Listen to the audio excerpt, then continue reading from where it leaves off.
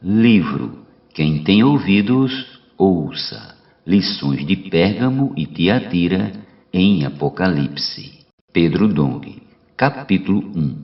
Tema desta semana: a união da Igreja com o mundo. Meta de hoje: leitura das páginas 19 a 21. Conheço o lugar em que habitas. Ainda com respeito à igreja em Pérgamo, lemos: Conheço o lugar em que habitas, onde está o trono de Satanás, e que conservas o meu nome, e não negaste a minha fé, ainda nos dias de Antipas, minha testemunha, meu fiel, o qual foi morto entre vós, onde Satanás habita. Apocalipse 2:13. Essa é uma palavra forte. A igreja em Pérgamo habitava em um lugar onde estava o trono de Satanás. Como é isso? O trono de Satanás está no mundo, pois ele é o príncipe deste mundo. João capítulo 12, versículo 31, capítulo 14, versículo 30 e Efésios capítulo 2, versículo 2. Essa é uma representação da união da igreja com o mundo, uma relação na qual a igreja recebeu favores do mundo. Como príncipe do mundo, Satanás manipula e faz o que bem entende. Você consegue perceber o quão grave foi essa união? Embora a igreja esteja no mundo, ela não pertence a ele. Antes, possui a missão de resgatar as pessoas que estão no mundo e debaixo da escravidão da autoridade das trevas, do pecado e de Satanás, e trazê-las para o reino de Deus. João capítulo 17, versículos 16 e 18. Por essa razão, entendemos que foi um desastre o que aconteceu com a igreja em Pérgamo. Sua união com o mundo afundou a igreja. Vemos ainda outra forte repreensão do Senhor à igreja em Pérgamo.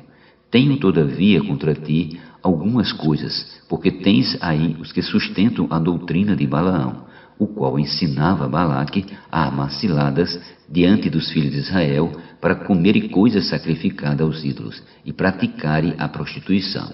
Apocalipse 2:14. Mas quem foi Balaão? Sua história conta no livro de Números. Os capítulos 23 e 24 mostram que o povo de Israel estava lutando a leste do Jordão e venceu 3 reis: o rei de Arade, o cananeu, Seom, rei dos amorreus, e Og, rei de Bassã. Chegando perto de Moabe, o rei moabita Balaque ficou apavorado.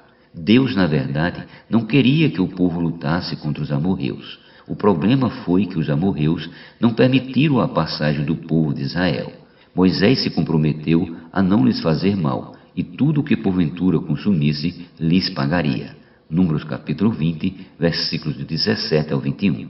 Eles, contudo, tentaram impedir o povo e foram derrotados. Então Balaque, rei dos moabitas, ficou assustado e contratou um profeta gentil, Balaão, para amaldiçoar o povo de Deus. Números capítulo 22, versículos do 1 ao 6. O que é sustentar o ensinamento, a doutrina de Balaão? Primeiramente, Balaão representa pessoas a quem Deus deu dons espirituais e que usam os dons para fazer a vontade de quem as contrata. Isso é terrível. Se Deus nos deu dons, é para servi-lo. Deus nos deu dons para fazer sua vontade e edificar a igreja, e não para ficar subordinado a alguém às custas de dinheiro. Somos profetas levantados por Deus para fazer a vontade dele e agradá-lo. Balaão, infelizmente, fazia a vontade de quem o contratava. Ele foi contratado para amaldiçoar o povo de Israel. Números capítulo 23 e 24.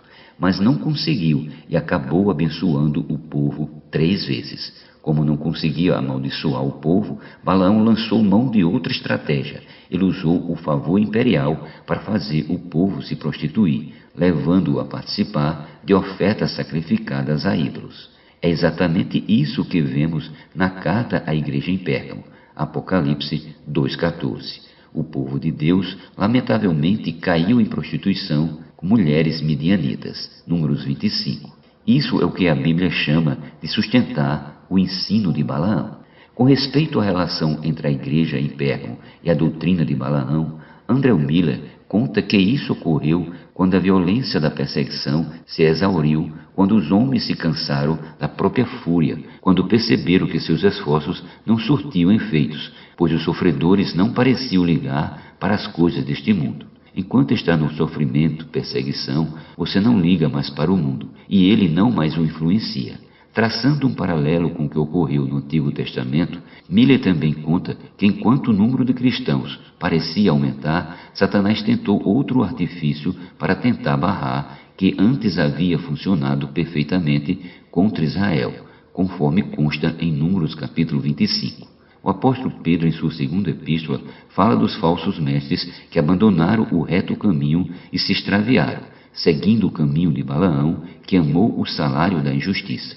Como vimos, Balaão era um profeta gentil que usou o dom que Deus lhe deu para atender os desejos de quem o contratou. 2 Pedro 2,15. Isso ainda acontece em nossos dias. Líderes no meio do povo de Deus são contratados para falar palavras que agradam às pessoas. Que o Senhor nos livre dessa situação. Sejamos sempre fiéis ao Senhor e falemos apenas o que Ele nos mandar para que Sua vontade seja feita entre nós.